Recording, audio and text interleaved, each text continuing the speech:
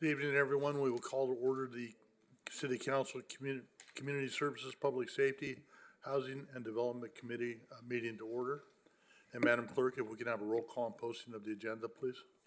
Member Zaragoza, Here. Member Madrigal, Here. Chair McDonald. Here. Thank you. We have a quorum. The agenda for this meeting was posted on the City Hall Bulletin Board on December 6, 2022. Thank you. Thank you. Member Madrigal, would you be kind enough to lead us in the flag salute, please? Please stand. Please put your right hand over your heart. Ready, begin. I pledge allegiance to the flag of the United States of America and to the republic for which it stands, one nation, under God, indivisible, with liberty and justice for all.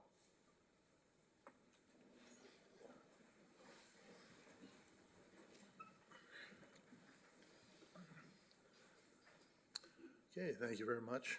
That takes us to item B, public comments on items not on the agenda. These would be comments about items that are not agendized but under the purview of this committee. I have 3 requests to speak in person, and we will check online also and see if there are other speakers wishing to speak. Each speaker will be limited to 3 minutes, and I will call the speakers in the order in which they were handed to me. The first one is Manuel Herrera.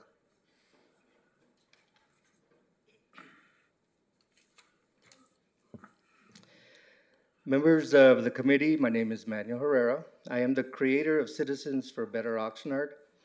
Myself, Mary Ampara, a very well-respected member of the local Shumez community, along with other members of the Shumez community, appeared in front of the Parks and Recs Commission last week and gave a PowerPoint presentation to propose a name change to Oxnard Beach Park. We are proposing that it be given a Chumash name. We propose this idea as a way for the city of Oxnard to honor the original caretakers of this land. We have been working on this project since February of this year and have done extensive outreach with the Shumez community, Shumez organizations, and the Santa Barbara Museum of Natural History. This project originated with the full support of our beloved Carmen Ramirez, who was a huge advocate of the Shumez people. Our assumption was that after our presentation, the Parks and Recs Committee was going to then forward our proposal either to your committee or straight to the City Council. Instead, they decided to create their own ad hoc committee to study the idea and start the process all over again. In doing so, they are basically eliminating us as the originators of this project and therefore delaying the project even further. Obviously, we are very disappointed with their decision, and since your committee has jurisdiction, we are asking that you review this request, our request, instead of the Parks and Recs Commission, and work with us to bring this project to fruition. Please consider our request to review this project, and please work alongside us in honoring the original people of this land. You know, we basically feel like, why reinvent the wheel? Why create an ad hoc committee when we've already done all the work? Now, their reasoning was that they are also working on Campus Park, and so they wanted to do an ad hoc committee for that. So they decided to throw this into that mix. And I'm just saying that's not necessary. We've done all the work. We don't mind working with anyone, with any organization, with the city, with whoever we have to. But we don't want to be eliminated as the originators of this project. So we ask that it come to you guys instead of the Parks and Recs. Thank you very much. Thank you very much. And because these items are unagendized, we're unable to comment or make any decisions on your comments at this point, other than to refer it to staff. But we will proceed with the next speaker. Marian Parra, please.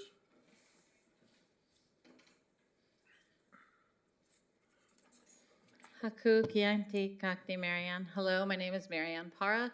I'm the daughter of Charles Parra and the granddaughter of Anne Parra. My grandmother lived in Oxnard for many, many years. She practiced plant Chumash medicine, and she also did a lot in the community in the early days. My aunt Melissa Parra Hernandez, also from the 70s and 80s up until the 90s, excuse me, did a lot of work here in the community. When Manuel first reached out to me, he had reached out to one of the elders, Julie Tumamite Sensley, also, I would trust him and his judgment. He's done extensive outreach to the Chumash community and different people within the community. We've tried really hard to get as accurate information as we could, hence the Museum of Natural History in Santa Barbara, making sure that all the information that we have, even if I've known it to be true, to quadruple checking, to making sure that everything was done. My fear is that if this proposal is taken elsewhere, that won't be done, because people have different opinions, and that's okay, but when we can't fact check our things or make sure what we're presenting is honest and true, we're not honoring our ancestors wholeheartedly, one, and second of all, we're misleading the public, and we should not be doing that. We should be trying to approach this as a most accurate from our ancestral knowledge, and I have been raised in my Chumash community from the reservation to here. I have relatives that lived at the reservation. I spend a lot of time there. I'm not an enrolled member there, but I do have relationships with elders from the area, as well as Santa Barbara, as well as Ventura. I would like to move forward with working on that project. I know no decisions or anything will be made today, but just to say we've been open and honest and done a lot of work on it. So I think I was a little bit confused at the last meeting as to what was going on or what was happening. There was a lot of different people that are here to speak on it that day, but some of the names we proposed, the language that we've got and the names that we've got are from an actual Chumash person who is in a PhD program for linguistics. So we know as much as possible. He's also the son or the grandson of the last native speaker. So we know that this is the only family still alive besides in San Luis Obispo that has the accurate language, that has the accurate terms and the names. So we weren't bringing anything here to try to confuse anybody. And I think it's really important that we look at what we're trying to present and moving forward. And like Manuel said, I echo everything he says. We did try to work with everyone. We've tried several times. It's not always possible, but we are willing to work with people. We compromise. We're workable. So I'm hoping that this can move forward in a much more positive way and reflect all the hard work and time. And it's a lot of spiritual work. It's something we don't take lightly when we're talking about our ancestors or people that were here before us. Thank you. Thank you very much. Next speaker will be Alakoy Para.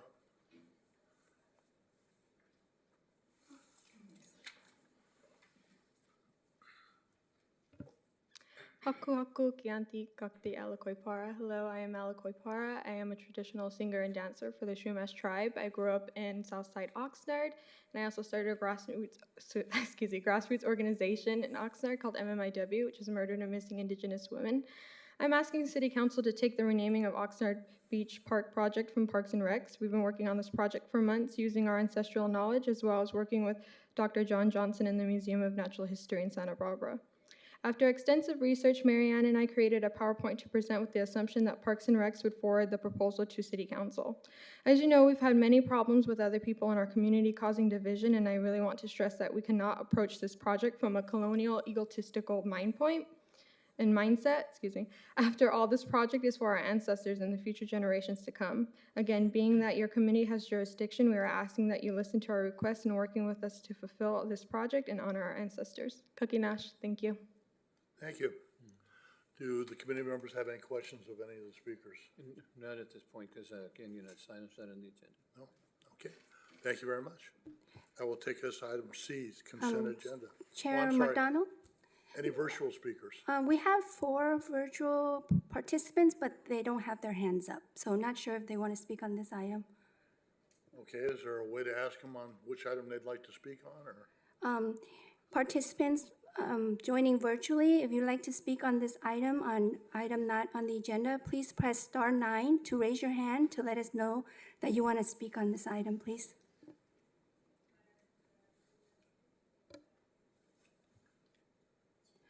And there is a Okay, yeah, I 30-second have one caller.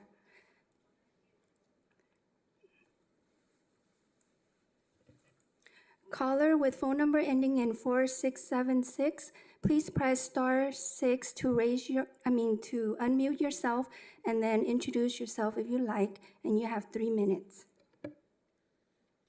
Haku Haku, this is Brenda Guzman.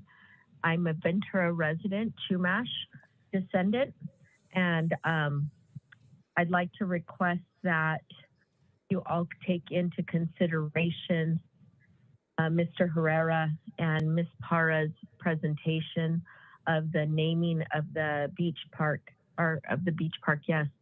I believe they have reached out to an extended amount of community members of Chumash descendancy, and they had invited several to tonight's meeting to speak on this. I believe that they have done their due diligence in consulting with Dr. John Johnson and doing extensive research on place names, on reaching out to family members, to community members, and they've done quite a bit of work, extensive work. I hope that you will not take that lightly, and please consider their presentation for a decision sooner than later. It's been long enough that our ancestors, our descendants, currently have been pushed to the side, and it's time for us to stand up and get things done. By allowing an ad hoc committee, you're dismissing what they've done already, and you're saying that it's not good enough when it is good enough. When is it going to be, when is it time? Whenever the last person stops saying, okay, now we're done. It's not fair and it's not right. They've worked hard, and it's time to allow their work to just get finished, close it up. If the Parks and Recreation had thought of this project, and by all means do an ad hoc committee, get everybody in there. I believe these individuals have worked. They've worked diligently. They've reached out and they've done all that, like I said. So that's all I have to say today. Thank you so much for your time. Thank you very much. Thank you very much for your comments. Madam Clerk, do we have any other speakers? Chair McDonald, there's no additional speakers for this item, either virtually or in person. Okay, thank you very much. Now we'll go to item C, consent agenda. Subject is approval of the minutes from the City Clerk's Department. And the recommendation is that Community Services, Public Safety, Housing and Development Committee approve the minutes of the November 22nd, 2022 regular meeting as presented. Have the members had an opportunity to read the minutes? Yes. Yes. Okay. Motion would be in order if there are no requested changes. So moved. Second. Hey, Madam Clerk, we have a motion by Mayor Zaragoza, a second by Councilmember Madrigal. Roll call, please. Member Madrigal? Aye. I'm sorry. Member Madrigal? Aye. Member Zaragoza? Aye. Chair McDonald? Aye. Thank you. I'm Motion passes 3-0. probably remiss that I didn't ask if there were any public speakers on that item. I don't think there were, but just. We just do to be not on have the any safe side. public speakers for this item in person or virtually. Thank you. Okay, thank you. That takes us to item D, reports. We have one report tonight on the Community Development Department. And its subject is on-call consulting services for community development. And the recommendation is that the Community Services, Public Safety, Housing and Development Committee recommend that the City Council, one, approve and authorize the execution of a First Amendment to the agreement with Rincon Consultants Incorporated for on-call contract planning services, increasing the agreement amount by $500,000 for a total agreement amount of $1,250,000.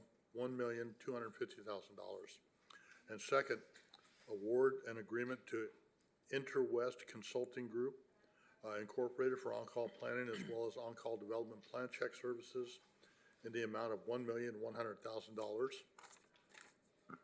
And three, approve a budget appropriation in the amount of $350,000 for development plan check services. And pursuant to Measure M, there was a pre-recorded presentation on the city's YouTube channel that was available for viewing. Ms. Golden, did you want to open with any comments? Or? Yes, just briefly, we bring this item to you for various reasons, primarily high vacancy rates and an increase in workload and backlog within the planning and building divisions. Typically, we would only be coming with the one amendment from Rincon, but we needed to seek additional services from outside and new consultants to really help. The staff report has various statistics in there, but in the planning division, we're missing 8 of their positions. And in the beginning of September, we had nearly 450 building permits, which now has been reduced down to about 215 in that short amount of time, but we're primarily doing that through consulting services. This is a vital service for us to be able to respond to our customers' needs. Okay, thank you very much. And we do have Mr. Pengilly here from the building and safety side, Mr. Pearson from the planning side. Do the committee members have any questions of staff? Yes, just like to share some comments here. I've been saying, meeting after meeting, how our departments have done excellent work, for the city. And I believe that community development is doing an excellent job. However, the biggest concerns that I get are the permit process. People call me up and says, I've been waiting for this permit for 2 years or 6 months, and so forth, and got funding available for me, and what's happening. So I think that, as I mentioned here in the background, that we're limited in staffing. So therefore, by increasing our consulting services, will probably help us, to get from point A to point B. The concern that I have here is that even though we're using a consultant, the consultant then, the project is sent out to the consultant then finishes that work and goes back to staff, and then staff has to review that process that the consultant did.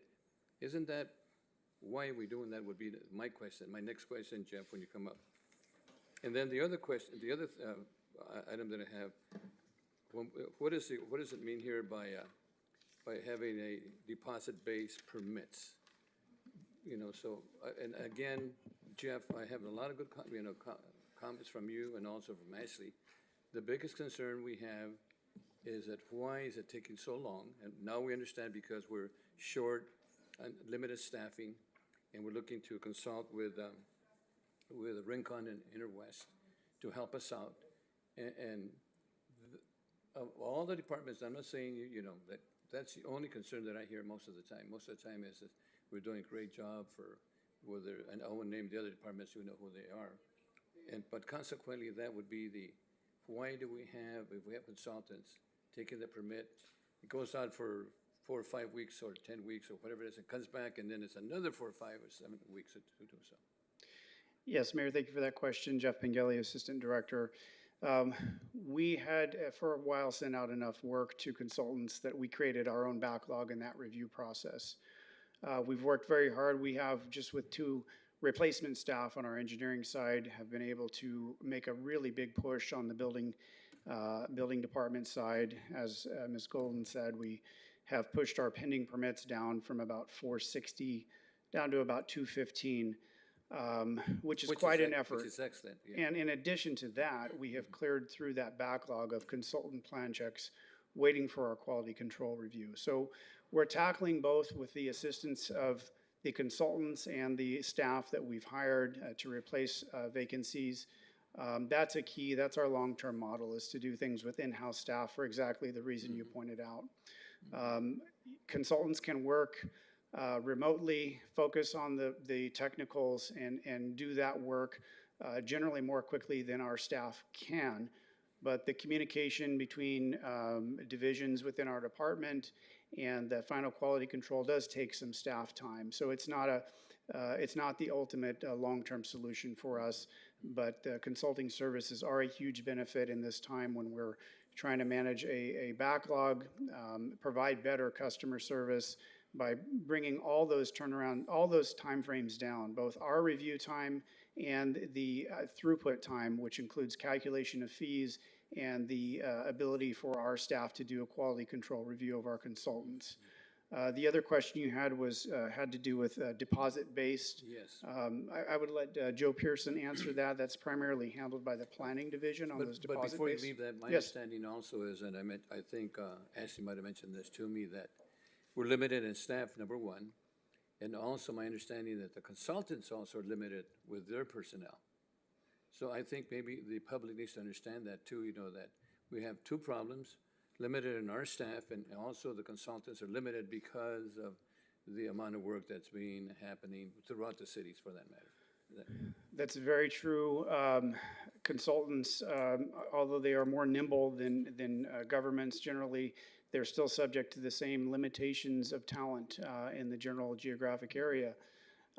We have had some situations where we believe we have overloaded a specific consultant with a mass amount of work, which resulted in some quality control concerns. That was quickly resolved, but this is why the internal staff need to do a quality control review of all consultant work is still there. And so it's still not the best long-term solution, but it is a valuable tool in providing that customer service that we're trying to get to. And the persons requesting the permit and all that pay for those consultants and all the work that has to be done by staff and consultants. So, correct. Applicants are not charged additional fees to use the consultants. We're trying to bring everyone en masse through a shorter time frame cycle, a quicker throughput for everyone. We're not picking and choosing winners and losers. We're using consultants and in-house staff as rapidly as we can to bring everybody through more quickly. but that's all part of the cost. Yes, that's all part of the same cost. There's no additional fees for our use of consultants.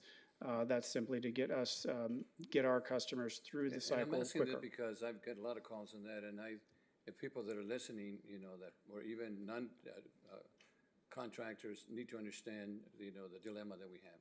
So that's why I was asking the question. Yeah, we've been making huge improvements. We're going to continue to do that. We've not been satisfied with our level of customer service. We're working very hard to get that back to acceptable levels, and it's an economic development issue where businesses need to move quickly, and we get that, we understand it, and we're responding as quickly as we can. Thank you, Jeff. Let Joe Pearson answer the deposit-based question. Yeah, thank you. Thank you, Mr. Chair. So yes, Mayor Zaragoza. So we do have two types of permits essentially in planning. We have our deposit-based permits, and so essentially what that means is planning takes in a certain amount of money, and then as we basically process it, we charge against that deposit. So as we talk about in this report, those are usually full cost recovery because the consultant essentially charges the city, and then we request those additional funds from the applicant. So essentially that deposit is taken in, and then if we need additional funds, we would take in those funds. So projects such as like special use permits, some maps that get processed, subdivisions, those are deposit-based cases. Typically larger cases are deposit-based. Fixed fees are the other type of permits that we process, and those are a set fee regardless of the amount of staff time that it takes. For example, the Sekioka Farms project is a big project, and the wagon wheel and so forth. So the original approvals for those were deposit-based. So those were like specific plans. Those were deposit-based, but a lot of the developments that have taken place within those, such as the Amazon project, that was actually a fixed fee project. Okay. Thank you. My last question, the Interwest is used by Public Works. Is that because it's specific Public Works work? The Interwest consultants?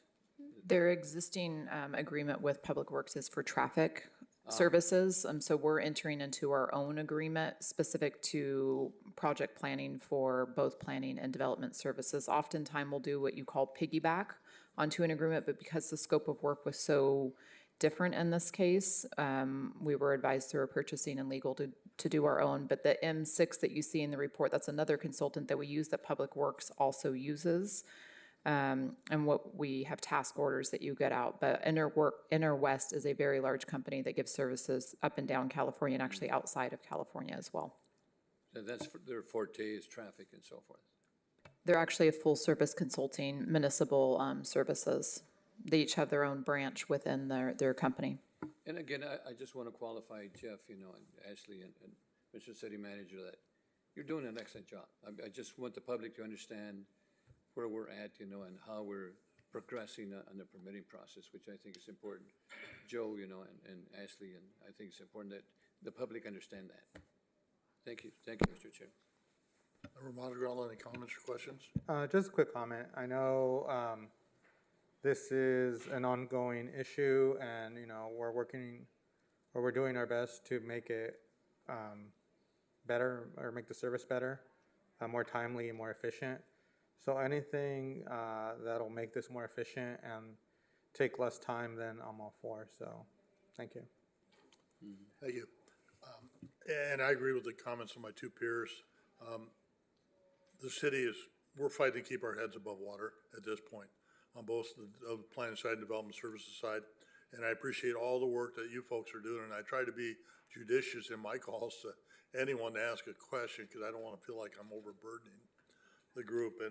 And this is not a unique problem just to this city. Cities up and down the state are having the same recruitment problem that we're having, in terms of it just takes time to hire people. So I think this is a good stopgap. It's not a permanent solution, but it's a good stopgap solution, trying to get us back to the place where we need to be to better serve our community. So I would make a recommendation that this committee forward. Excuse me, Mayor Pro Tem. I'm sorry. My Speakers. apologies. Yes, we do not have any public speakers in person or virtually for reports D1. However, we do have one virtual public speaker that was trying to make a comment on public comments on items not on the agenda. Would you like to take that public speaker? Sure, let's go back to that. Thank you. Let me wrap this up Would you first, like to vote then- on this item and then we'll first? go back to the other speakers. Thank you. Okay, not having any speakers, I would still make the recommendation that this committee move this item forward to City Council for support of the recommended actions. I'll second. Okay, I made the motion. Mayor Zaragoza will be the second. Roll call, please. Member Zaragoza, Yes. Chair McDonald, Yes. Member Madrigal. Yes. Thank you. Motion carries 3-0. And we will now go to our virtual caller. Thank you. Thank you. Caller with phone number ending in 8921, please press star 6 to unmute and introduce yourself if you like, and you have 3 minutes. Okay, hello.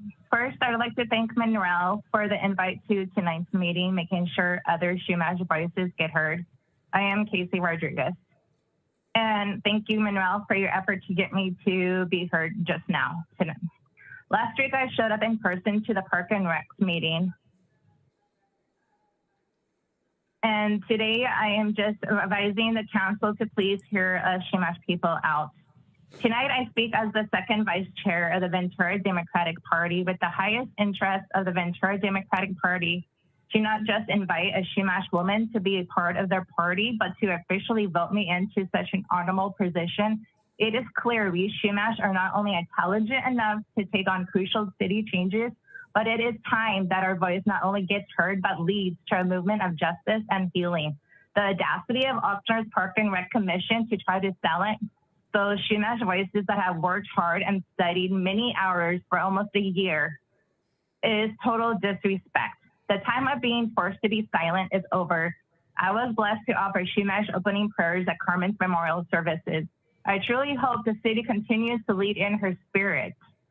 If you do so, it will make you realize the right thing for this specific project is to listen to our voices and reject any involvement by Parks and Rec. After all, Carmen was a champion for those minority voices who way too often got ignored. And she was one who saw people's visions, sometimes before the person did themselves.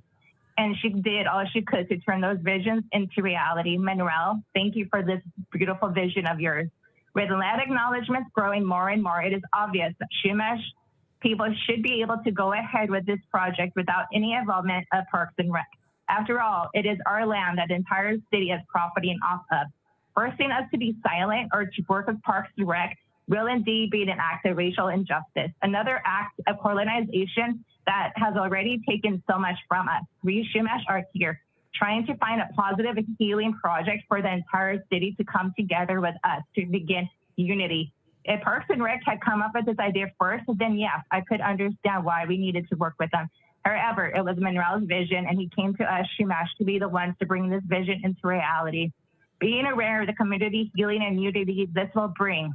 For this, I thank 30 Manuel. If you seconds. choose Parks and Rec to play a part in this, not only will you be robbing the many hours Shumash people have spent during high respectful research, including working along with John Johnson, a respected anthropologist, you will deny the city a great opportunity for healing.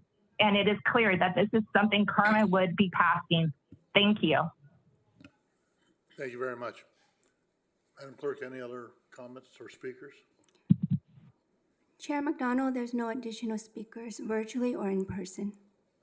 Thank you, and I don't know if staff is monitoring from the back room, but if they could crank the thermostat down from 100 degrees to a more normal temperature, it would be much appreciated. We have a nice 73 degrees out there. Okay.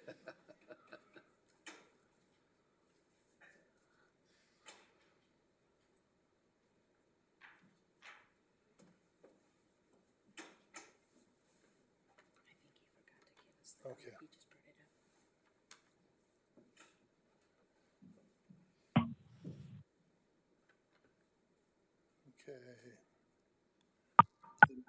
Chuck, you want to speak on items not on the agenda? No, this is the item for the next, item D. I'm sorry, item C, you said? We just voted on. No, is it C? Or D? D. D. The reports. D like in okay. David, yeah. Yeah, we've already voted, but I'd be happy to take your comments if you like, so. Okay. Sorry about that. I just walked in tonight and I was reading this and I've got questions just on the fact that there's 3 of the same topic items under report D, items 1, 2, and 3. You're asking for different funding for the same topic. The speakers already spoke tonight regarding the need for the lack of in-house folks to the amount of work that needs to be done. That is, it's too much for the in-house work, in-house folks. Therefore, you need some contracting help. But that, to me, is contractors were spoken of in item 1. Item 2 is also probably a consulting firm, but there's no reference to them as being a consult or contractors. The kick in the, excuse me, my point is this term on call, what does that mean? You're gonna be woken up out of bed on call or what? It's used, all 3 of these items here use this planning term and planning services and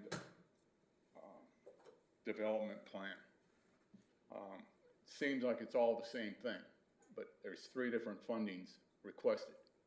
500 grand for item 1, a brand new 1.1 million for item 2, and 350 for something else under the same topic. Where's all this money? Why the need, other than the lack of in-house support and the amount of work being submitted?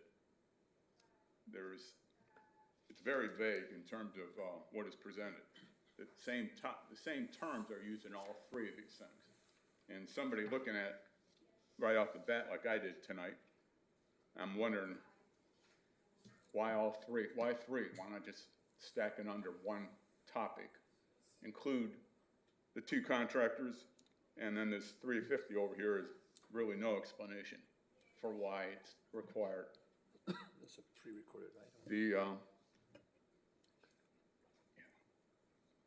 And then 2, how long does this funding last? Is it for a specific amount of time, a year, or what? You can speak. Okay, are you done with your comments, sir? I guess, yeah. Okay. I will try and give you a brief response because I can't really engage in a lot of discussion on this, but each contractor has a different specific strength. That's why there's 3 of them listed instead of just one person. The amounts are not to exceed amounts, so once that amount of money is expended, it would have to come back to council for approval to go over that. There's not an unlimited pot of money. It all comes out of the same source, and on-call means that they would be available as needed by the city, be it typically during the day when the city is overloaded with work, then they would refer it out to a contractor to pick up the spare time. Mr. Pengilly or Mr. Pearson, did I do okay on that, or do you want to add anything? I would just, I would like to add a more general comment. Mrs. Golden, the boss.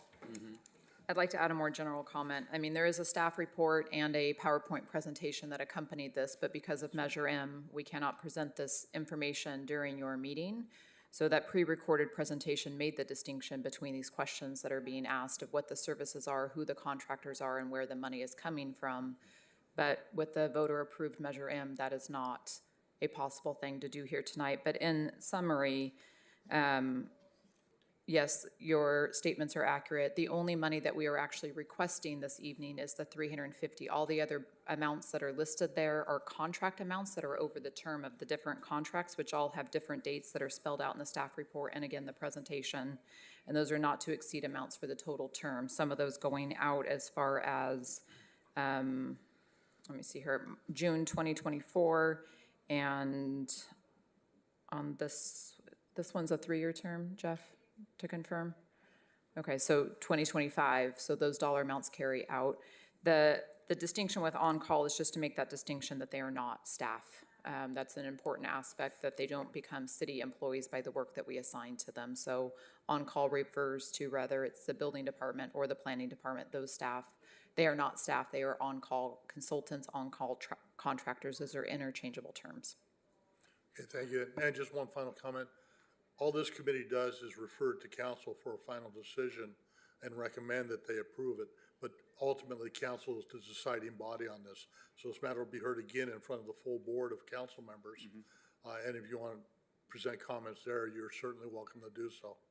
For the sake of the term on call, if we're funding, if the city's funding these companies to do their work, why wouldn't they be on the job twice, waiting to be called on by the city? If the support, the city support for this work is, if there's not enough support in-house to do this, why wouldn't the contractor just be sitting right here next to the city people doing that same work, as opposed to waiting to be called on this on-call basis? And I'm going to give you a very brief answer because we really can't go into in-depth details other than to say, well, I can't on this one because it was agendized. On-call means as needed, and that ebbs and flows. Sometimes there's a large need, sometimes there's not any specific need. So why have someone here being paid on a contract basis when there's not a need for them to do it? That's why we do the on-call approach. Well, then does that amount of money that's being requested, that goes back to how long it's going to last? If there's a specific period where you'll have that on-call capability, aren't you just wasting? Is that money just sitting there in case they're called on? And if they are, or if they're not, does the money continue to get eaten up? No, the money is only used when they're called, and if the money's not expended by the end of the contract, it returns to its source here in the city. We don't just give it away. Okay. Can I share something, Mr. Chair? Sure. Ashley, those numbers that you have there are historical information, estimates that you have. So when those consultants are needed, then the funding is there accordingly. Is that an accurate statement? Let me restate it to make sure that I understood what you meant. So each vendor that we have, and in the staff report, and again, in the PowerPoint, if we had Measure M, I could bring up that slide. It indicates the term and how much the not to exceed amount is per contract. Right. That contract is over multiple years. Consultants only get paid on call, or consultants or contractor, whichever term you would like to use, only get paid when they do work for us. So as we assign out a project, whether it's that deposit-based or the fixed fee type that Joe spoke of, or a plan check, they do that, they get paid for that service, they come back. You wouldn't want them to be sitting there in the office getting paid for nothing. But those dollar amounts are, the 350 is for this fiscal year. For If you- plan checking. For the only money that we ask for, the appropriation is for the rest of this fiscal year between now and June 30th. If we don't use it, it's all part of the general fund. It comes back to you through the budget process. You decide through that public hearing process where funds get allocated out. The dollar amounts of the 1.1 and the total amount of 1.2. 1.25, those are not to exceed amounts that aren't just sitting in an account somewhere. That happens as part of your budget process But every year. I think if I understand the speaker, it says, how did you come up 1.2 or not 3 or 4 or 5? Is that because of historical from the Yeah, past? both historic as well as upcoming projects that thank we you. see in the I pipeline. We think look that's at the what you wanted to workload. know, right? Thank you. Thanks a lot. Thank you, sir. Okay, Madam Clerk, any other speakers? Chair McDonald, there's no additional speakers. Okay. That will take us to item E, items for future agendas. Well, Can I make a couple comments? go ahead. You're the boss. Go ahead. I'd like to go back to the comments were made about Oxnard Beach Park. And I would like to ask that we consider pulling that out of the, where it's at currently, and only that portion of that would come to us. I'm not interested in being involved in the ad hoc committee or in any decisions on Campus Park involving that ad hoc committee because I have a conflict. I live within about 100 feet of that. So I don't want to go down that road. But I think this particular element of renaming Oxnard Beach Park should be separated out and brought to us for review by us and recommendation by this committee as to whether it moves forward or not. And in the interest of clarity, I will say that I've participated in a couple of meetings with Mr. Herrera and a variety of members of the Chumash community, both locally and in Southern California, not as a decision maker, not as anything other than an advisory person on how to facilitate this process within the city processes and how to move this forward. So I would ask the committee, ask for that individual renaming of Oxnard Beach Park item to be separated out from Parks and Rec Commission ad hoc committee and brought to us directly as a committee. So just to be clear, so this is a request, this item be put on a future agenda for that consideration, not to Correct. make a specific decision, but just to bring it before the committee to determine if that is something they want to take on, just to be clear? I'd like us to see it, and if there's a recommendation to move it forward to city council, that would be the time to consider that. But I would like it to come to us instead of waiting for an ad hoc committee. to So look once at it. again, to be put on the agenda though? Yes. Just agendized, okay. Correct. Mayor? And just to add a little bit for a potential recommendation, is that? Correct. That is correct. Just once again, to be clear, just agenda, no decisions are being pre-made, just add it to the agenda for future consideration. Exactly. It would be just like any presentation we saw tonight where we would be given a recommendation whether to move it forward to council or not. Okay. Member Montreal, any comment? No comment. Okay. Mayor, anything else? That's it, thank you. And it's okay with the committee that? Yes. That request, bring that forward? Yes, bring it forward. Okay. Thank you very much. Any other items for future agendas? No, just happy holidays, and this committee won't meet till next year again, right? Correct. Happy holidays to everyone, and just a public safety note, if you're in a hurry to go anywhere in the city of Oxnard, do not try and go through the Wilson neighborhood because it will not be quick. Thank you, and Manny, and thank you to the Para. Enjoy your safe, Para family. Thank enjoy you. your holidays. Member Montreal, anything else? No? Happy holidays. Thank you all. This meeting's adjourned.